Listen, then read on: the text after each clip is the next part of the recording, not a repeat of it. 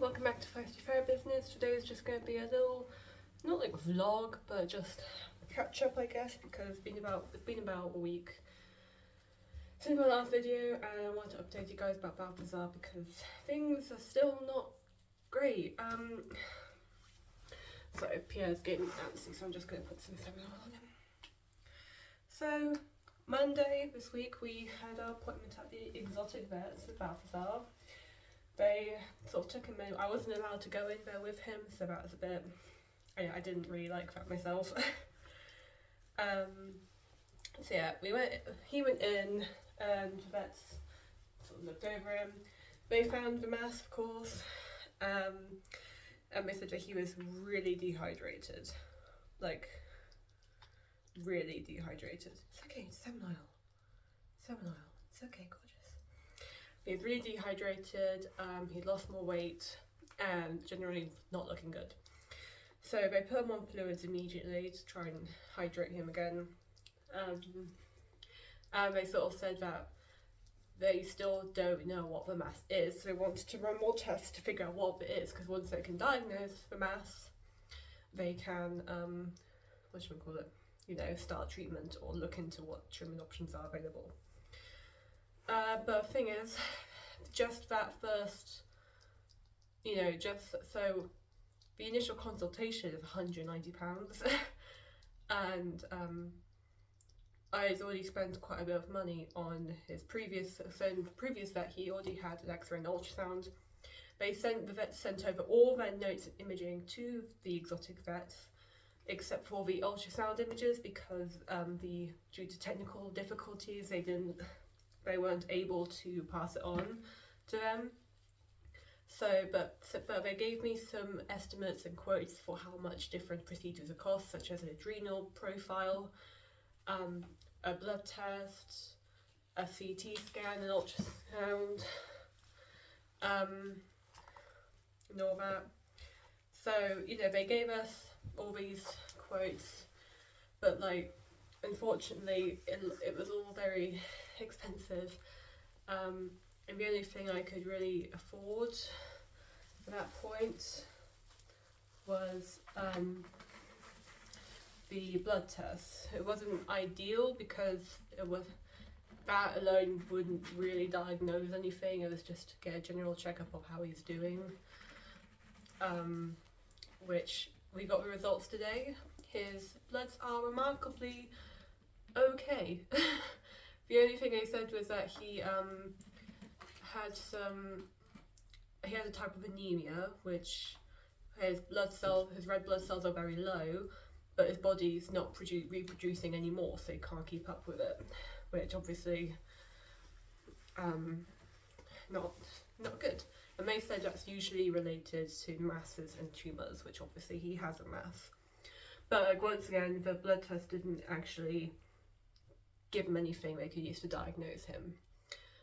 So what they want to do is an ultrasound again, even though we have already done one. They want to do another one so they can do a biopsy as well, and figure out what that mass is, because they don't want to say what it is or what it isn't. But I'm almost certain it's not adrenal disease, because their thinking is that he was neutered quite young. It's like, well, a lot of ferrets are, but he also is displaying no other symptoms of adrenal disease, as in the hair loss, especially on the tail. None of that. They've ruled out insulinoma. Their two current theories are lymphoma or some sort of gastrointestinal blockage or tumour or something that could be removed. But it doesn't seem like that, because he's still passing feces when he eats enough, to be quite blunt. And I feel like the X-ray or ultrasound that the previous vet did would have picked up on something like that. So it's very confusing right now, because he's getting sicker by the day and vets still don't know. We've had 2 lots of blood tests, an ultrasound and an X-ray, and 3 different vets look at him and we still don't know what it is. And it's sad, because the thing is, it's just a lot, and I'm worried because they'll have to sedate him for the ultrasound and biopsy. And last time they sedated him for the blood test, they just used a gas, so he was out for a short time.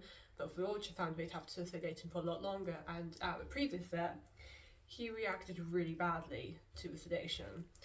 And that worries me because now he's worse off than he was then, and I don't know if the reaction will be even worse. And his body is getting weak by the day. It's just, I wouldn't want to risk it, but it's getting to the point where he's really ill, and I don't know what to expect.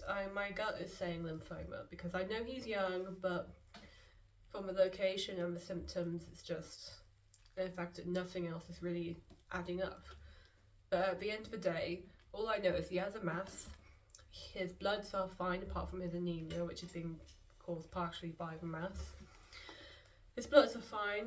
He is eating, as in, like, you know, when I put food in front of him, it'll take some convincing, but he'll eat it. He just can't eat enough, and I think it's because he's so lethargic and so tired that he gets tired out from eating, which is why I'm trying him out on soft foods like mince and goose fat and eggs, because it's easier to eat rather than kibble, which he's completely off now because it's just too much energy for him to eat.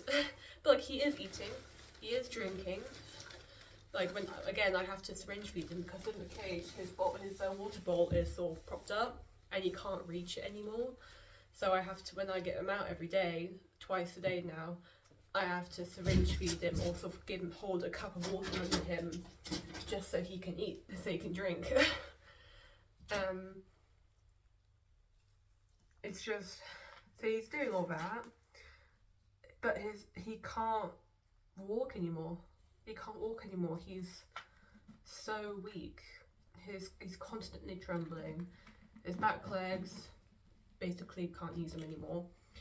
And he really can't move. I know that because he's so, either his back legs are so weak that he just can't move, or he's too lethargic, but he can't move, and it means that he's actually, every day when I pick him up, his bottom half is either wet from where he's essentially pissed himself, or is covered in dried feces, and it's really upsetting because, you know, he can't even shuffle to the corner to do his business.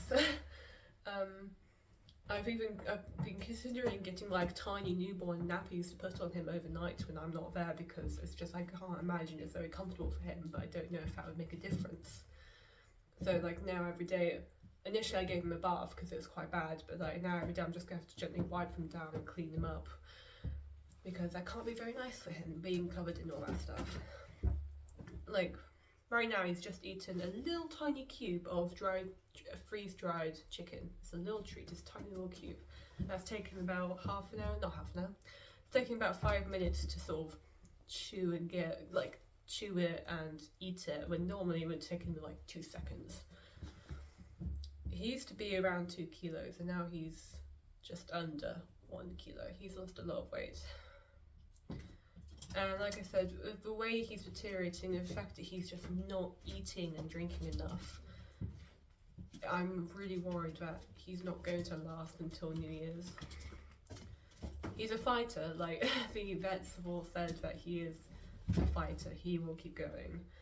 And I believe that, but he's been in pain for so long now, it's just, I would hate for him to go without having an answer as to what's going on, why he's like this.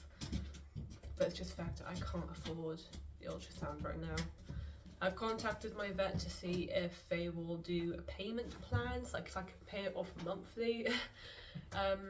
They still haven't called to arrange payment for my first appointment, so it's just like, if I can pay it monthly, I might be able to scrape by and, you know, get the ultrasound done. It'll be £600 at most, but it's, if it'll mean getting him a diagnosis which will tell me, okay, this is curable actually, or treatable, or actually, no, there's nothing we can do. Because if they say it's lymphoma and they say, oh, we can do steroids, I'm going to say no, because I don't want him to just sort of put up with pain for longer, especially if they have a chance it might not work.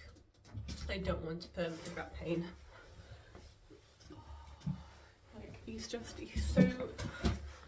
he's so frail. He used to be my really big chunky boy, but he's so frail now. I want to make sure I get an answer before he goes. It's really morbid to talk about and think about, but it's just, if the rate he's going, I'm shocked he's still around. He's just not eating anywhere near enough. I've got this little mixture of goose fat, mince, and whatchamacallit, salmon oil that, you know, I made just to get him to eat, and he'll eat it, but he can only eat like half a tea. He had half a teaspoon earlier, which is good. One thing the vets did prescribe him was some pain relief meds, but he won't take it. So even when I put salmon oil on the tip, so I really have to, unfortunately, hold him still. He just won't take it. It's okay. It's okay. It's okay. He really, really won't take it. He hates it and he gets moody.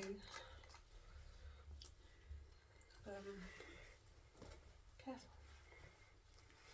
So I'm doing what I can here. I'm making sure that he gets water and food every day, even if it's just half a teaspoon of this weird mixture that I've made. Giving him his meds every day, giving him salmon oil every day, giving him cuddles, syringe feeding him his water.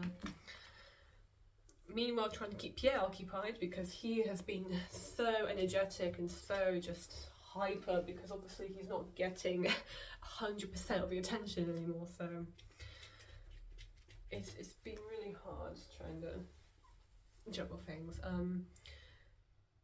Once I find out if payment plans. Oh, who's calling me? One moment. Alright, so sorry about that. I actually just got a call from the vet to do my payments. So altogether, my first appointment, which included the initial consultation, sedation and blood test, and randomly an added £80 of the adrenal profile, which I did not ask for. I specifically said not to do it. That's all come to £714. So more than I was expecting, because again I didn't ask for the adrenal profile, but when the vet saw me afterwards, or it was a different vet who brought Balthazar out to me, she was like, oh well, we added it on. It's like, I didn't ask for it because I couldn't afford it. But so yeah, just done that. Essentially I'm just really not sure what to do. If they can do payment plans, I will go ahead and get the ultrasound done, but I'm really worried that he's going to pass too soon for me to figure it out. I had £1,000 saved for these situations and it's already all been used up, so, well, almost. I'm just tired and I don't know what to do. I might celebrate Christmas early with these two boys in case something happens, but I know I'm being morbid, but it's just as hard to stay positive when you're watching your animal die in front of you. So yeah, I'll catch up with you guys at another time, but yes, that's everything that's to say right now. Thank you guys for watching and listening to me ramble, and I'll keep you guys updated. Bye.